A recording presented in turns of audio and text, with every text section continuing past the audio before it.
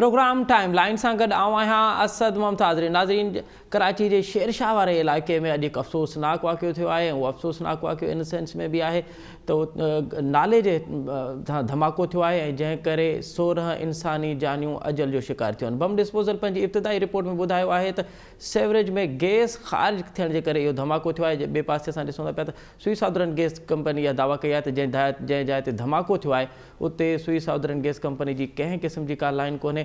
1966 में इहा का बिल्डिंग जंहिंमें धमाको थियो आहे उनखे उनजी अलॉटमेंट कई वई। 55 साल लॻभॻि पुराणी बिल्डिंग आहे।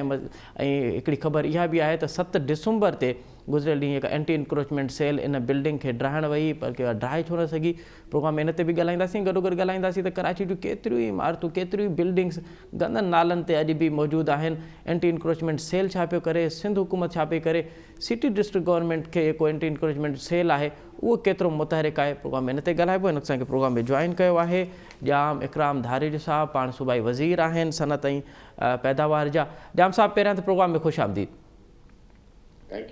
जाम साहब, हाणे अफ़सोसनाक वाक़ियो आहे, जेतिरो अफ़सोस कजो उन ते घटि आहे। 16 इंसानी जानियूं ज़ाया थियूं आहिनि ऐं इब्तिदाई रिपोर्ट में ॿुधाए पियो त का तक़रीबकारी कोन्हे, गैस ख़ारिज करे थियो आहे।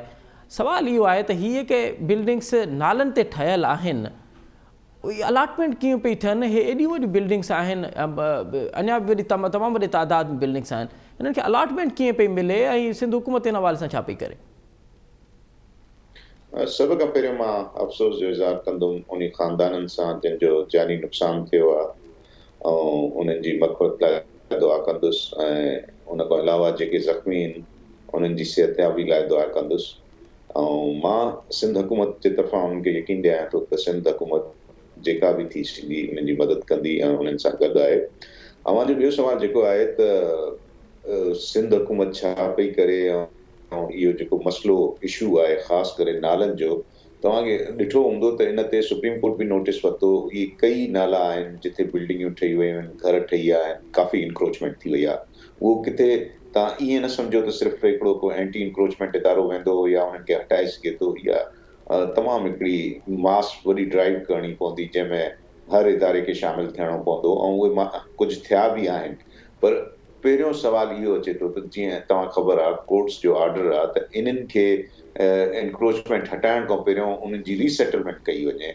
ऐं सिंध गवर्नमेंट उन्हनि जी बि कोशिशि करे पई कई नालनि जी जॻहियुनि ते इहे इशूज़ हलनि पिया त आया जेके वफ़ाक़ खे पैसा ॾियणा रीसेटलमेंट लाइ उन्हनि जे घरनि लाइ त उहे वफ़ाक़ जे तरफ़ां असांखे को ताउन न मिलियो आहे। पहिरियों उन्हनि दावा त वॾा कया त असां हीअं करे छॾींदासीं, हीअं करे छॾींदासीं, एतिरा पैसा ॾींदासीं ऐं नाला साफ़ कराईंदासीं या नाले जे मथां जेका बि इंक्रोचमेंट आहे उहा क्लियर कराईंदासीं।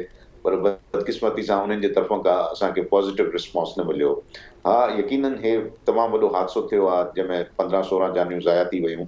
ऐं मां इहा ई कोशिशि कंदुसि त जेके असांजे इंडस्ट्रियल एरिया में जेके बि इंक्रोचमेंट आहे, असां पहिरियों बि तव्हांखे ख़बर आहे त लेटर लिखियो होसीं त इहे इंक्रोचमेंट हटायूं वञनि। पर उहा ॻाल्हि वरी असांजे साम्हूं जेका ईंदी आहे त रीसेटलमेंट जी। पर हाणे असां कोशिशि कयूं था पर के यकीनन को असांखे वॾो स्टेप खणणो पवंदो सभिनी इंक्रोचमेंट खे हटाइण। अच्छा जाम साहब, हिन वक़्त ताईं अव्हां वटि कहिड़ी इंफॉर्मेशन आहे त हीउ जेको वाक़ियो थियो आहे उन जा बुनियादी सबब कहिड़ा आहिनि? ॾिसो, अञा का बि हतमी ॻाल्हि न आहे। अॼु वाक़ियो थियो आहे, हिन जी इन्वेस्टिगेशन थींदी त आया इहो गैस जे करे थियो आहे। अवां जीअं पाण ई चयो त सुई सदरन वारा चवनि था त हिते का गैस जी लाइन कोन्हे। पुलिस जो चवणु अहिड़ो आहे त उते के बि मतिलबु जेके बॉम्ब जी का शहादत हूंदी आहे, का मटीरियल हूंदा आहिनि या के पार्टिकल्स हूंदा आहिनि या का अहिड़ी शइ, उहा बि कोन मिली आहे। त इहे अञा इनिशियल स्टेज आहे। यकीनन 1-2 ॾींहंनि में इहा ख़बर पहुची वेंदी त इहे छा आहे, छाजे करे इहो वाक़ियो थियो आहे। ठीकु आहे। जाम साहब, हाणे अवां इंडस्ट्री जा वज़ीर आहियो, हीउ जेको वाक़ियो आहे उहो बि इंडस्ट्रियल एरिया में अचे पियो। केतिरियूं इंडस्ट्रियूं आहिनि अव्हां जी नज़र में जेके नालनि ते अॼु बि नालनि ते क़ाइमु आहिनि? जी बिल्कुलु, मां इन में चवण में को ऐब न सम्झंदुसि त काफ़ी जेके माण्हू नालनि ते कब्ज़ा कया आहिनि उन लाइ असां उन्हनि खे नोटिस बि ॾिना आहिनि ऐं काफ़ी अहिड़ियूं जीअं तव्हां हीअ पाण मिसाल ॾिठी अॼु एॾो वॾो हादसो थियो, किथे शॉपिंग सेंटर ठहियल आहे त किथे इंडस्ट्रीज़ लॻल आहिनि, उन्हनि जे ख़िलाफ़ असां वॾे पैमाने ते ड्राइव पहिरियों बि हले थी, कुझु काफ़ी हटायूं बि आहिनि ऐं जेके रहियल आहिनि उहे बि हटाईंदासीं। जी, अच्छा, जाम साहब केतिरियूं आहिनि, कुझु तादाद ॿुधाए सघो था असांखे त केतिरे एरिया ते आहिनि, केतिरियूं आहिनि इंडस्ट्रियूं, केतिरियूं बिल्डिंग्स आहिनि? तादाद त मां एग्ज़ैक्ट नंबर नथो ॾेई सघां केतिरियूं इंडस्ट्रीज़ आहिनि, पर तव्हांखे ख़बर आहे त ही नालनि ते जेके इंडस्ट्रीज़ जे ख़िलाफ़ हाणे काफ़ी रिसेंट में FWA वारनि या ॿियनि इदारनि बि नोटिस वरितो, उहे घणियूं मूव थी वियूं ऐं जेके रहनि थियूं उहे बि असां पूरी कोशिशि कंदासीं त जल्द खां जल्द उहा एनक्रोचमेंट हटाइनि। अच्छा, अव्हां जॾहिं खां वज़ीर थिया आहियो, हीअ त मामिलो त काफ़ी पुराणो आहे, अव्हां इन हवाले सां को एफर्ट्स वरितियूं आहिनि त फौरी तौर ते के हिन खे ड्रायो वञे, को नोटिस जारी कयो वञे या एंटी इंक्रोचमेंट सेल खे इन हवाले सां मुतहरिक कयो वञे?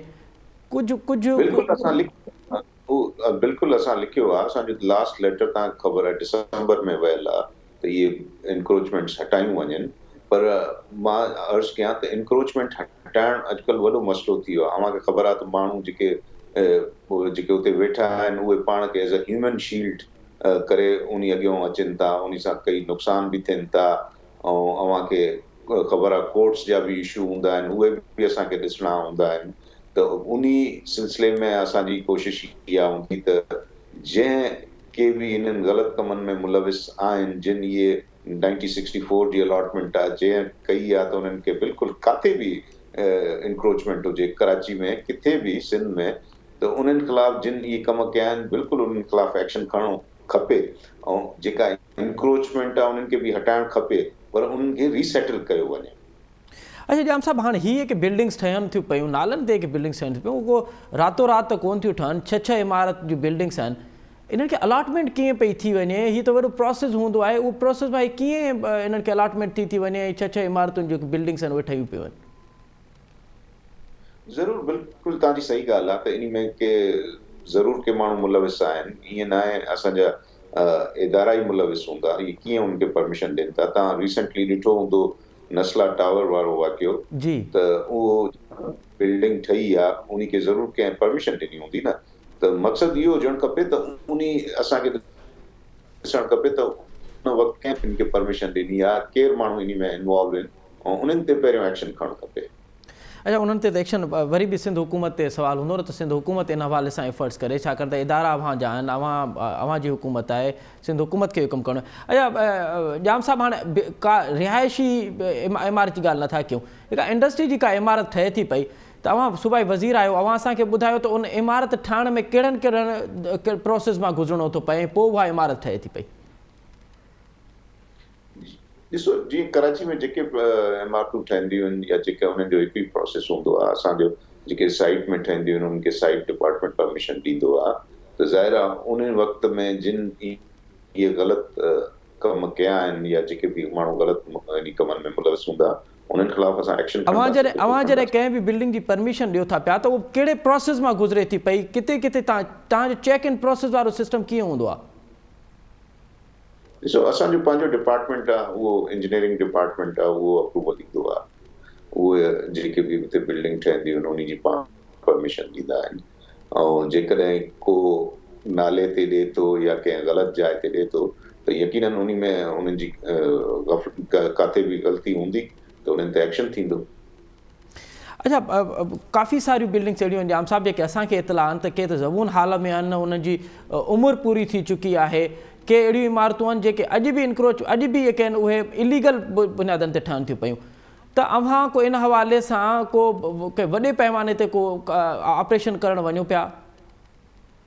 जी बिल्कुलु, मां MD खे डायरेक्शंस ॾिनियूं आहिनि त अहिड़े क़िस्म जूं जेके बि ख़ासि करे जेके पुराणी बिल्डिंगियूं आहिनि, जेके पुराणी ठहियल आहिनि ऐं ज़बूं हाल में आहिनि ऐं ख़दशो आहे त इहे को नुक़सान करे सघनि थियूं, किरी सघनि थियूं, त उन्हनि खे बि अगेन असांखे जेको वॾो प्रॉब्लम थिए थो न उहो इविक्शन जो थिए थो, त उहे माण्हू जेके उते रहनि था इन बिल्डिंग्स में या उते माण्हू वेठा आहिनि उन्हनि खे ख़ाली कराइण जो, उहे पाण खे पाण जे तौर ते ह्यूमन शील्ड करे अची रेज़िस्ट कनि था, त उन लाइ असां को ज़ाहिर आहे अहिड़ो को मैकेनिज़म कंदासीं, का यकीनन का मीटिंग करे जेका असां न यकीनन इहा ॻाल्हि वाक़ई मां सही था चओ त जॾहिं एनक्रोचमेंट हटाइण जी ॻाल्हि कई थी वञे त इहो सभु पहिरियों सुवालु इहो ईंदो आहे त बाबा पहिरियां त इन्हनि खे सेटलमेंट कयो वञे या वरी अगरि इन जी छिति अवां टोड़े था पिया त इनखे छिति ॾिनी वञे। ॿिए पासे ॾिसूं था पिया अकराम साहब त इन तरह जा वाक़िया बि त इंसानी अजल जानियूं ज़ाया था कनि 16 जानियूं अगरि ईअं नालनि ते ठहियल इमारतुनि में धमाका थींदा ईअं ज़ाया थींदियूं त पोइ हिन जो हल अवां छा था सम्झो था हिन जो हल छा आहे? बिल्कुलु ॾिसो तव्हां इहो पंहिंजो पाकिस्तान जो या पाण हिते इहो अलमियो आहे त सिर्फ़ु तव्हां नालनि ऐं हिननि जी ॻाल्हि कयो था पर मां त चवंदुमि जेके वॾियूं वॾियूं इंडस्ट्रीज़ आहिनि तव्हां उन्हनि में ई असां कॾहिं ॾिसंदा आहियूं धमाका थींदा आहिनि या उहे बिल्डिंगियूं किरी थियूं पवनि ऐं उन में इहो आहे त लैक ऑफ जेका आहे सेफ्टी मेजर्स हूंदा आहिनि उहे पंहिंजे जेके स्टैंडर्ड सेफ्टी मेजर्स आहिनि उन्हनि खे फॉलो नथा कनि उहे शयूं न आहिनि त उनजे करे नुक़सानु थिए थो। ऐं यकीनन इहे बिल्डिंग्स या जेके बि नालनि ते गैर क़ानूनी ठहियल आहिनि त उन्हनि खे मां सम्झां थो त फिलफौर हटाइणु खपे ऐं असां हटाईंदासीं। वॾी महिरबानी इकराम धारेजो साहब अवां असांखे वक़्तु ॾिनो ऐं अवां इहो चयो त जेके बि इलीगल बिल्डिंग्स आहिनि कमर्शियल बुनियादनि ते जेके बि इलीगल बिल्डिंग्स आहिनि उनखे फौरी तौर ते हटाइणु घुरिजे ऐं सिंध हुकूमत उनखे हटाईंदी। नज़ीर प्रोग्राम हिते वठूं था नंढी साई ऐं साई खां वरी प्रोग्राम में ॿीहर हाज़िर थींदासीं। नज़ीर प्रोग्राम हिकु दफ़ो ॿीहर अव्हांखे भली कार शेरशाह वारे अफ़सोसनाक वाक़े जो हिन वक़्तु ताईं शाहिदियूं कहिड़ियूं मिलियूं आहिनि हीअ पेर काॾां पिया वञनि ऐं हिकु इंक्रोचमेंट जे नाले इंक्रोचमेंट सेल आहे उहो एक्टिव छो न आहे जॾहिं त इहे एॾियूं बिल्डिंगूं जेके आहिनि उहे नाले ते मौजूदु आहिनि। न सिर्फ़ु हिकु ॿ ऑफ़िसूं बल्कि कई ऑफ़िसूं आहिनि कई बिल्डिंगूं त अहिड़ियूं आहिनि मीडिया रिपोर्ट पियो करे त छह इमारतुनि वारियूं बिल्डिंगूं आहिनि। एंटी इंक्रोचमेंट सेल आख़िर छो मुतहरिक कोन्हे हीअ बि जेको वाक़ियो थियो आहे हिन वक़्तु ताईं उन जा सबूत कहिड़ा मिला आहिनि अॼु प्रोग्राम में हिन ते ई ॻाल्हाईंदासीं। हिन वक़्तु प्रोग्राम में जॉइन कयो आहे सीनियर सहाफ़ी ऐं तजनिगार जनाब अफ़ज़ल नदीम डोगर साहब। डोगर साहब प्रोग्राम में खुश आमदीद। जी शुक्रिया। डॉक्टर साहब क्या लगता है आपको कि इस तरह के वाक़यात का बुनियादी सबब क्या है और अब तक क्या शवाहिद मिल चुके हैं कि बुनियादी सबब क्या बताए जा रहे हैं इस वाक़े के?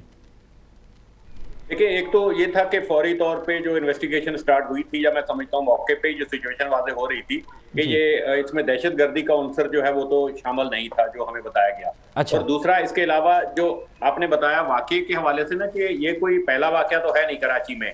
कराची में इस तरह के कुछ दर्जन भर वाकयात तो हम लोग रिपोर्ट कर चुके हैं जी। और ये जो अपना वाकया मैं कह सकता हूँ कि बिल्कुल ऐसे ही है कि जैसे कराची में पहले वाकयात हुए हैं। और ये जो नाले का आपने तस्करा किया कब्जे का तस्करा किया ये बैंक तो यहाँ बहुत पुराना है लेकिन ये बहुत छोटी सी ब्रांच हुआ करती थी और उसके बाद इसके ऊपर जो कब्जा बढ़ते बढ़ते ना सिर्फ ये बैंक बल्कि तकरीबन 1.5 किलोमीटर का ये शेरशाह का इलाका है जिस जगह पे तकरीबन 75 के करीब इमारतें तामीर की जा चुकी हैं और प्राइवेट सेक्टर की हैं सारे लोगों की मलकियत हैं जिसका जहां दिल चाहा उसने कब्जा किया। यानी इस 1.5 किलोमीटर के इलाके में जो हमने देखा है 1 इंच भी जगह ऐसी नहीं है जिसमें कोई नाले की वेंटिलेशन हो और इस तरह के वाकयात बनते हैं धमाके का सबब जो कि मौसम जब चेंज होता है सर्दियों में खास तौर पर अभी आपने देखा होगा गैस के धमाके इस तरह होते हैं। यही नहीं तकरीबन शेरशाह का ये नाला नहीं है कराची में जितने भी नाले हैं 2-3 नाले जिसमें बरसात की वजह से जहां पर प्रॉब्लम हुई थी सड़कें पानी जमा हुआ था या आप तो ये कह सकते हैं वो वहां तो समझ में आ गया कि आर्मी ने टेक ओवर किया और वो वहां पर तजावजात खत्म हुई लेकिन यहाँ जो कसीर मंजिला इमारतें हैं तकरीबन जैसे कि मैंने बताया कि 60 से 75 तक इमारतों की कैलकुलेशन है जो इस इलाके में है कब्जा हुआ है जहां पर और इसमें जो अभी सीसीटीवी फुटेजेस सामने आ रही हैं उससे भी इसकी धमाके की शिद्दत का अंदाजा हो रहा है। सुई गैस वाले कह चुके हैं कि हमारी यहाँ पर लाइन नहीं थी और धमाका खेल मवाद या कोई ऐसी चीज बम वगैरह जो है उसका कोई इसमें शवाहिद नहीं मिले हैं। ताहम इसकी इन्वेस्टिगेशन अभी बड़े पैमाने पे शुरू हुई है। मैं समझता हूँ आने वाले 1-2 दिनों में सूरत-ए-हाल मजीद वाज़ेह होगी। अच्छा डॉक्टर साहब जब आप कह रहे हैं कि कई किलोमीटर तक ये इंक्रोचमेंट हुई है तो हम देख रहे हैं कि शहर के अंदर तो एंटी इंक्रोचमेंट सेल बड़ा मुतहरिक है। सुप्रीम कोर्ट और दीगर कोर्ट्स के इस हवाले से हमें अहकामात भी नज़र आते हैं और उस पर कहीं तो हमें नज़र भी आता है कि काम हो रहा है। इम्प्रेस मार्केट आपके सामने यहाँ पे क्या रुकावट थी कि एंटी इंक्रोचमेंट सेल जो है वो काम नहीं कर पाया? देखिए शायद ये फोकस में नहीं था मेरा ख्याल है या अभी इदारों की नज़र में आया होगा और अभी समझता हूं कि मैं सुप्रीम कोर्ट की इस पे नजर पड़ेगी और इसी तरीके से दीगर वो होंगे बड़े पैमाने पे, जैसे कि अमूमन होता आया है, बड़ी तहकीकात होंगी और उसके बाद एक लिस्टें बनेगी, फिर इनको इदारों के अपने लेन देन के मामला शुरू हो जाएंगे। जाहिर है इसमें बड़ा पैसे की वो होती है, अगर लाखों रुपए महीने के किराए पे लोगों को मिल रहे हैं इन इमारतों से, तो वो कैसे वो होंगे। दूसरी बात ये कि अब आप देखें, वो इंतहाई अफसोसनाक बात है कि इसमें पीटीआई के एक रहनुमा के वालिद जो हैं वो इनका इंतकाल हुआ है, और ये भी इंकशाफ इस दौरान सामने आया है अफसोसनाक उसमें कि उनकी शायद यहाँ प्रॉपर्टी भी काफी थी इसी तरह की, और इसी तरह जैसे कि ये नाले के ऊपर बैंक था और इसी तरह उनकी प्रॉपर्टीज भी शायद इस तरह थी। तो मैं ये समझता हूं कि और किस तरह के इतने लोग निकलेंगे जिनके ये प्रॉपर्टीज ऐसी होंगी जिनकी, या आप समझ सकते हैं कि कितने बासर लोग होंगे। लेकिन नस्ला टावर पे जो गिराया गया वो एक सर्विस रोड के ऊपर कब्जे का इल्जाम करके गिराया गया। ये तो इस पूरा शहर का इंफ्रास्ट्रक्चर है। आप समझते हैं कि सीवरेज यहाँ से जो गुजरता है कितना खौफनाक है। हमारे यहाँ उर्दू बाजार आपके सामने है, कितना बड़ा उर्दू बाजार है बीच शहर के, और इसी तरह उर्दू बाजार के आसपास पूरा नाला एनक्रोच किया हुआ है। अगर हम बात करें तो सुप्रीम कोर्ट का जो खुद जिनकी पार्किंग बनी हुई है सुप्रीम कोर्ट ऑफ पाकिस्तान की, वो भी इसी तरह नाले के ऊपर, उसी नाले के ऊपर बनी हुई है। जो इसके साथ शाहीन कॉम्प्लेक्स का गुज़िश्ता दिनों वहां धमाके से फटा हुआ जगह दिखाई गई, वो भी इसी तरह एनक्रोच किया हुआ है। तो मैं समझता हूं कि अगर बिला तफरीक ये कार्रवाई होनी चाहिए। पूरी दुनिया में ये नाले जो है वो ट्रांसपोर्ट के लिए इस्तेमाल होते हैं। आप देखें यूरोप के मुल्कों में जाएं तो वहां पर ट्रांसपोर्ट चलती है, इनके अंदर कश्तियां चलती हैं जिसके जरिए से लोगों को मंजिल तक पहुंचाया जाता है। यहाँ इन नालों को न सिर्फ कब्जा करके इनको बंद किया गया है, खतरनाक किया गया है, बल्कि इसमें जो सड़कों पर जो हम सैलाब देखते हैं, तबाही देखते हैं, वो सारी इन्हीं नालों की वजह से ही है। अच्छा अफजल साहब, आप इस तरह के वाक़यात की रिपोर्ट भी करते रहे, आपका बड़ा सहाफ़ती एक तजुर्बा भी रहा है। कितना वक्त दरकार होता है इस तरह के वाक़े की इन्वेस्टिगेशन मुकम्मल करने में और उसकी बुनियादी असबाब पे पहुंचने के लिए?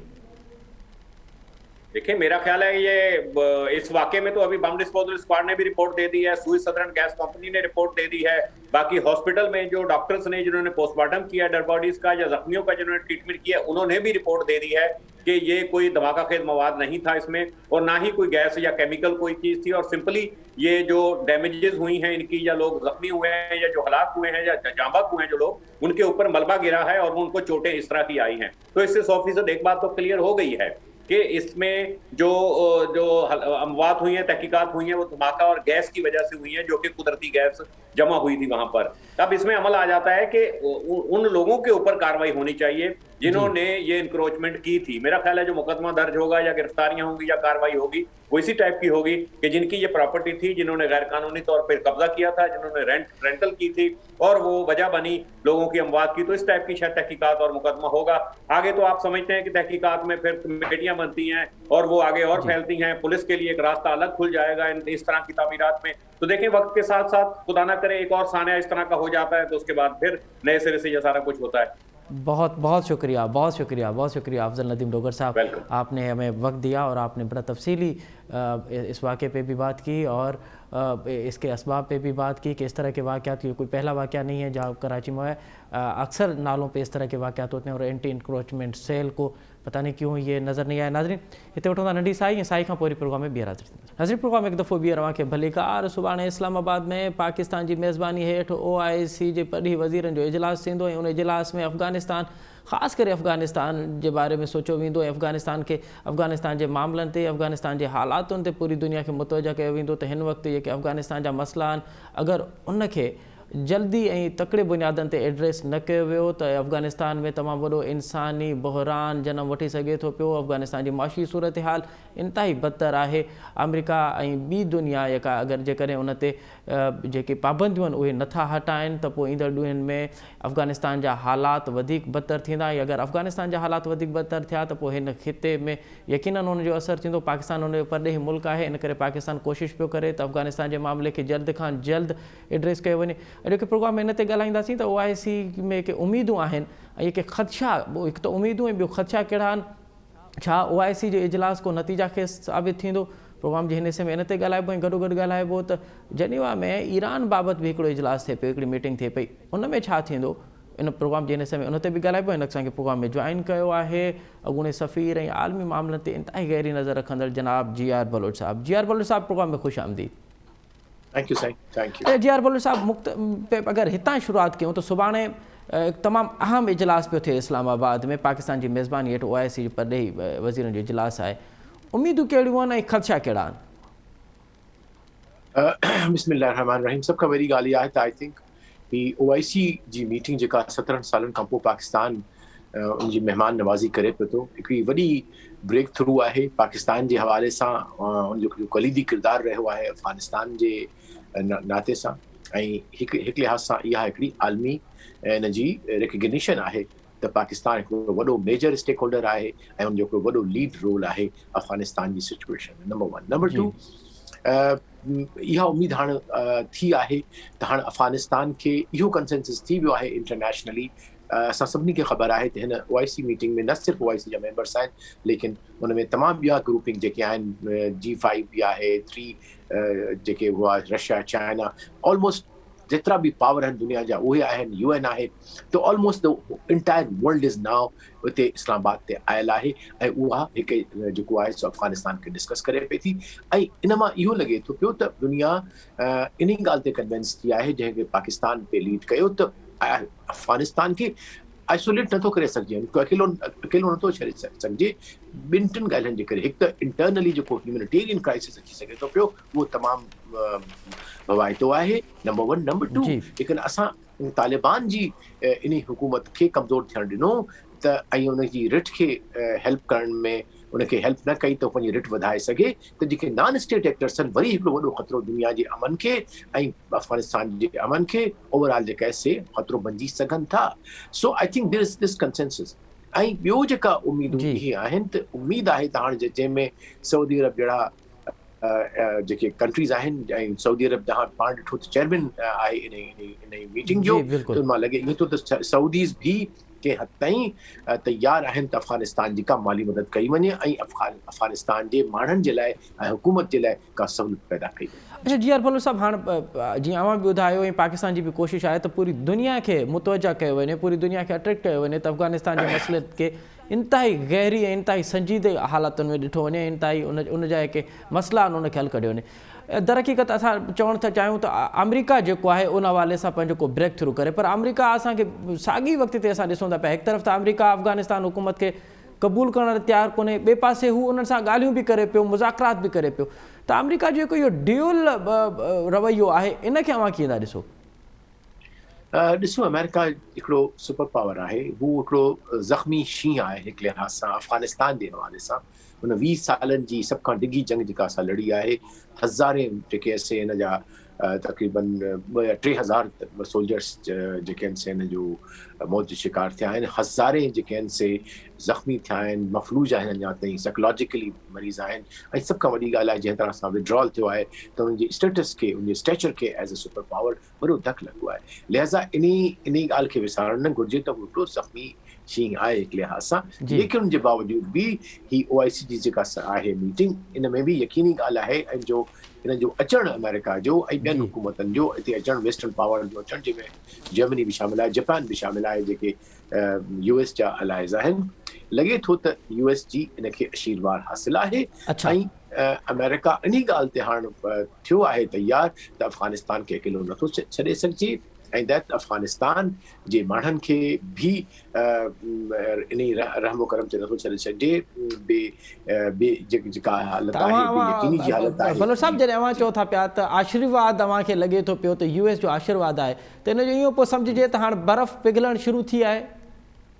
जी बिल्कुलु, बर्फ़ पिघलणु शुरू थी आहे। मां हिनखे तमामु ऑप्टिमिस्टिकली ॾिसां पियो थो, मां हिनखे तमामु पुरुमीद आहियां अफ़गानिस्तान जे माण्हुनि जे लाइ, जेके असांजे दिलि जे वेझो आहिनि, जेके असांजा भाउ आहिनि, जेके असांजा फेथ जा भाउ आहिनि, ऐं असांजी सरहद बि पाकिस्तान जी मिले थी। ऐं मूंखे तमामु घणी उमेद आहे त इनशाला को अहिड़ो वाया मीडिया निकिरंदो जंहिंमें जेकॾहिं सिधी तरह सां रक़म नथी ॾिनी वञे हुकूमत खे, अफ़गानिस्तान जी खे, because of technical issues of non recognition, त यकीनन ॿिया के अहिड़ा एवेन्यूज़ कढिया वेंदा जंहिंमें काफ़ी सारा कंसिडरेशन अचनि पियूं त को अहिड़ो असां को ट्रस्ट फंड ठाहियूं, को अहिड़ो स्क्रू अकाउंट खोलायूं ऐं डायरेक्ट जेको आहे सो चवनि था त असां UN जी इंटरनेशनल ऑर्गेनाइज़ेशन जे हवाले सां त डायरेक्टली माण्हुनि जेके आहिनि उन्हनि खे कैश पहुचे उन ॻाल्हि जो। लेकिन उन में यकीन को न को रोल त हूंदो जेका तालिबान जो जेकी हींअर हुकूमत आहे वक़्त जी उते। लेकिन यकीनी ॻाल्हि आहे त लॻे ईअं थो त कुझु न कुझु हाणे पेशरफ़्त अॻे तरफ़ आहे, पोइते कान्हे का। अच्छा। इहो ख़तरो हो त वरी मसला वधंदा। मूंखे लॻे थो त इंशाअल्लाह हाणे हालात बहितरी तरफ़ वञनि था। जी। अच्छा, जी आर भलोच साहब, हाणे असां अमेरिका ते त ॻाल्हायोसीं, असां यूरोप खे बि अटैक करण जी कोशिशि कयूं था पिया, मुतवजा करण जी कोशिशि कयूं था पिया, पर साॻिए वक़्तु असां ॾिसूं था पिया त OIC जो इजलास त थिए थो पियो, इस्लामी दुनिया जा तक़रीबन मुल्क जेके हिन में शामिल आहिनि, साॻिए वक़्त ते इस्लामी दुनिया जे मुल्कनि बि अञा अफ़गानिस्तान खे क़बूल नाहे कयो, तालिबान हुकूमत खे क़बूल नाहे कयो, ईअं छो आहे? ॾिसो, जेका रिकग्निशन आहे, क़बूलियत आहे, उन जे लाइ जेको कतर में दोहा में कयो हुयो एग्रीमेंट, उहो तक़रीबन सॼी दुनिया मञे थी, जंहिंमें इंक्लूडिंग रशिया, चाइना, पाकिस्तान, हर त तालिबान खे इन ई मुआहिदे जी जेको आहे actually essentially between US and Taliban खे मञणो पवंदो, छाकाणि हुन में उहे इंटरनेशनल प्रोविजन्स आहिनि जंहिंमें औरतुनि जी खे बराबरी ॾियणी आहे, हिकिड़ी मखलूत हुकूमत ठाहिणी आहे जंहिंमें तमामु ब्रॉड बेस्ड ॾिए सभिनी खे रिप्रेज़ेंटेशन। लेकिन उन लाइ यकीनी ॻाल्हि आहे, थोरो वक़्तु खपे। त मूंखे ईअं लॻे थो जेका मीटिंग थिए पई थी इस्लामाबाद में, इहे ॻाल्हियूं ज़रूरु डिस्कस थींदियूं त केतिरो टाइम फ्रेम खपे तालिबान खे, ऐं कहिड़ियूं उहे ॻाल्हियूं जिन ते हू कॉम्प्रोमाइज़ करे सघनि था, ऐं कहिड़ियूं उहे ॻाल्हियूं जिन ते हू कॉम्प्रोमाइज़ नथा करे सघनि। लेकिन डिप्लोमेसी में, इंटरनेशनल रिलेशन्स में इहो हूंदो आहे त कम्युनिकेशन न टुटणु घुरिजे। त आई थिंक हीअ जेका आहे कॉन्फ्रेंस जंहिंमें अफ़गानिस्तान जो foreign minister, deputy foreign minister आया आहिनि, त उन में काफ़ी सारी गुफ़्तगू थींदी, हुनजी हू ॾिसंदा पहिरें दफ़ा एतिरे लीडर्स सां मिलंदा, छाकाणि हीअ त गुरिला हुआ, वारफेयर ते कंदा हुआ, उन्हनि जी इंटरनेशनल लेवल ते ठीकु आहे ॻाल्हियुनि दौरान दोहा में उन्हनि ज़रूरु मिलिया आहिनि अमेरिकन ऐं ॿियनि डिप्लोमेट सां, लेकिन एॾी वॾी पैमाने ते जंहिंमें 22 फॉरेन मिनिस्टर्स आया आहिनि OIC कंट्रीज़ मां, त उन्हनि जो मुंहिंजे ख़्याल मिलणु, इंटरेक्शन करणु हिकिड़ी तमामु वॾी पेशरफ़्त आहे। वॾी क्वालिटेटिव चेंज ईंदी इन्हनि जी डिप्लोमेसी में बि ऐं इन्हनि जे कंडक्ट में बि। ऐं यकीनी ॻाल्हि आहे त रस्तो तयारु कयो वेंदो उन्हनि जी रिकग्निशन लाइ। पोइ उन में छा ॾींदा, छा वठंदा, छा लेन देन थींदी, उहा हाणे अॻिते असां ॾिसंदासीं। पर यकीनी ॻाल्हि आहे त इहा ॻाल्हि लाज़मी टेबल ते हूंदी त कीअं रिकग्निशन तरफ़ वञिजे, कहिड़ा उहे मराइल आहिनि, कहिड़ा उहे जेके लाइनूं आहिनि जिन खे हिनखे या बेंच मार्क आहिनि जिन खे उन्हनि क्रॉस करिणो आहे, पूरो करिणो आहे, पोइ उन्हनि खे पूरी दुनिया मां जेको आहे सो रिकग्निशन मिली सघे। अच्छा भलो साहब, हाणे हिकु त इहो सुवालु आहे त OIC जी ख़ुदि जी जेका पोज़ीशन आहे पूरी दुनिया जे साम्हूं, उहा केतिरी आहे? ॿियो, असां अमेरिका जी ॻाल्हि तव्हां कई त अमेरिका जी आशीर्वाद तव्हांखे नज़र अचे थो पियो त अमेरिका जी आशीर्वाद हिन कॉन्फ्रेंस में आहे। छा यूरोप जी आशीर्वाद ऐं यूरोप जी रज़ामंदी बि अवां सम्झो पिया हिन में? जी बिल्कुलु, यूरोपियन त शुरू खां वठी तयारु रहिया आहिनि, ऐं हू इनफैक्ट काफ़ी सारियूं जेका फंडिंग आहे यूरोपियन यूनियन जी, उहा शायदि कुझु अचण बि शुरू थी आहे। UN वर्ल्ड फूड प्रोग्राम ऐं ॿिया जेके UN जा इदारा आहिनि उनजे थ्रू। त आई थिंक इहो त क़तई तरह सां कोन्हे। लेकिन हिकिड़ो सुवाल जेको तव्हां लिहाज़ सां रेफरेंस ॾिनो हुन में, त OIC जे हवाले सां मुंहिंजे ख़्याल इवन बज़ाते ख़ुदि OIC जे लाइ हिकु तमामु वॾी प्रेस्टीज जी ॻाल्हि आहे, इत्मीनान जी ॻाल्हि आहे। ऐं हिकु लिहाज़ सां हुनजो जेको इमेज हुयो त हिकिड़ो डेड हॉर्स आहे, हिकिड़ी तमामु इनएक्टिव ऑर्गेनाइज़ेशन आहे, उन मां निकिरी फ्रंट फुट ते आई आहे, अॻियां आई आहे इंटरनेशनल लेवल ते। हाणे हिकिड़े मुस्लमान मुल्क खे अहिड़ो वॾो मसइलो आहे त उन में अॻियां अची लीडरशिप जेका असां क्लेम करणु ऐं उन्हनि मसइलनि खे टैकल करण में आई थिंक OIC जो वरी जेको पुराणो हुयो कंहिं ज़माने में उरूज ते हुयो नालो, उनजी रिस्पेक्ट हुई ऐं हिकिड़ो प्रेस्टीज हो, उहो मूंखे लॻे थो त OIC चाहे त अफ़गानिस्तान जी टेंजिबल तरह सां मदद करे, इनखे प्लेटफॉर्म तौर ते इस्तेमालु करे, न सिर्फ़ के अफ़गानिस्तान खे फ़ाइदो थींदो, पाकिस्तान खे थींदो, बल्कि OIC खे as a Muslim platform, as a organisation of Muslim countries वॾो रिस्पेक्ट ऐं वॾो स्टेटस अॻिते वञी सघे थो। अच्छा बलू साहब, हाणे टे अगरि ऑप्शन रखजनि OIC जे लाइ, त हिकु ऑप्शन कश्मीर आहे, हिकु ऑप्शन फ़लस्तीन आहे ऐं टियों अफ़गानिस्तान आहे। हिननि टिनि मुल्कनि में हिन वक़्तु ताईं OIC केतिरी असरअंदाज़ थी आहे कश्मीर जे बाबति, फ़लस्तीन जे बाबति ऐं अफ़गानिस्तान जे बाबति? ॾिसो, OIC या UN या ॿिया जेके इंटरनेशनल इदारा हूंदा आहिनि, उन्हनि वटि हिकिड़ी मॉरल अथॉरिटी हूंदी आहे, पॉलिटिकल डिप्लोमेटिक हूंदी आहे, लेकिन छाकाणि जो उहे हिकिड़ा सॉवरन हुकूमतूं न आहिनि, लिहाज़ा उन्हनि जी इफेक्टिवनेस इन हालत ते हूंदी आहे त हू हिकिड़ो पब्लिक ओपिनियन जेको सो तयारु कंदा आहिनि। कॉन्डमनेशन कंदा आहिनि कश्मीर ते OIC जा हाणे जेको रिसेंटली जो कुझु इन्हनि रिवोक कयो हो आर्टिकल 130 एंड 5A उनखे उन ते बि अफगानिस्तान जी उन ते बि OIC जी वॾी हिकिड़ी स्ट्रॉन्ग स्टेटमेंट आई ऐं हाणे जेका सुभाणे इंशाल्लाह मीटिंग खां पोइ वॾो स्टेटमेंट ईंदो OIC जो that be a very tangible जेको कंट्रीब्यूशन हूंदो OIC जो फ़लस्तीन जे हिकु लिहाज़ सां OIC जो स्ट्रॉन्ग ऐं जेको डिप्लोमेटिक स्टैंड फर्म स्ट्रॉन्ग रहियो आहे लेकिन डेफिनेटली उन वटि उहो लिवरेज कोन्हे इकोनॉमिक या मिलिट्री जो हू ऑन ग्राउंड जेको आहे असां तब्दीली इफेक्ट करे सघनि या आणे सघनि जी। अच्छा बलोच साहब हाणे जनीवा में हिकिड़ी मीटिंग पई थिए ईरान जे न्यूक्लियर डील जे हवाले सां अगरि इहा न्यूक्लियर डील अमेरिका ऐं ईरान जे विच में थी वञे त पोइ हुन जा हिन खिते ते कहिड़ा असर थींदा छाकाणि त असां ॾिसो डोनाल्ड ट्रंप जॾहिं आयो हुयो त ईरान ऐं अमेरिका जे विच में हिकु दफ़ो ॿीहर विथियूं वधी वियूं हुयूं जेके पहिरियां जेके ओबामा जे वक़्त में थियूं हाणे अगरि इहा डील ॿीहर थिए थी पई त पोइ कीअं था ॾिसो हिन खिते में अव्हांखे ईंदड़ ॾींहंनि में कहिड़ी सूरत हाल नज़र थींदी? आई थिंक हीअ डील ॾाढी इम्पोर्टेंट हुई स्ट्रेटेजिक हुई हुन में ओबामा वॾो किरदारु अदा कयो ऐं हुननि जो बेसिकली जेको रीजनल बैलेंस ऑफ पावर उनखे बराबरि करण जे लाइ छाकाणि जो न पिया चाहिनि ऐं ईरान खे हमेशह अमेरिका हिकिड़ो इम्पोर्टेंट रीजन जो मुल्क चयो आहे हू स्ट्रेट ऑफ हॉर्मोज़ ते उनजो आहे प्रॉक्सिमिटी आहे सो इन लिहाज़ सां ऐं हिकिड़ी वॾी वॉर टेस्टेड आर्मी उन वटि आहे हिकिड़ी वॾी मज़बूत क़ौम आहे हिकिड़ी वॾी हुयूर क़ौम आहे सालनि खां सदियनि खां हज़ारनि सालनि खां आहे लिहाज़ा को बि कंफ्लिक्ट अमेरिका ख़ामख़ा न चाहींदो ईरान सां सो जेकॾहिं इहे जनीवा में ॻाल्हियूं अलाह करे कामयाबु थियनि असांजी तवक़ा इहा आहे असांजी दुआ इहा आहे त उहा डेफिनेटली ख़िते जे लाइ हिकिड़ी बहितरी पुरअमन ख़िते जे लाइ ऐं सलामती जे लाइ बहितर हूंदी ऐं दुनिया जे सलामती जे लाइ वॾी महिरबानी जी आर बलोच साहब असां असांखे वक़्तु ॾिनो नाज़रीन जी आर बलोच साहब जे आख़िरी जुमिले सां त अगरि इहा डील थिए थी पई त इन खिते सां अमुन ईंदो ऐं असांजूं दुआऊं आहिनि त हिकु दफ़ो ॿीहर इन खिते में जो अमुन जेको आहे उहो बहाल थिए। प्रोग्राम जे हिते वक़्तु पंहिंजी पुॼाणी थो पहुचे असां मुमताज़ ॾींदा इजाज़त सदाईं गॾु।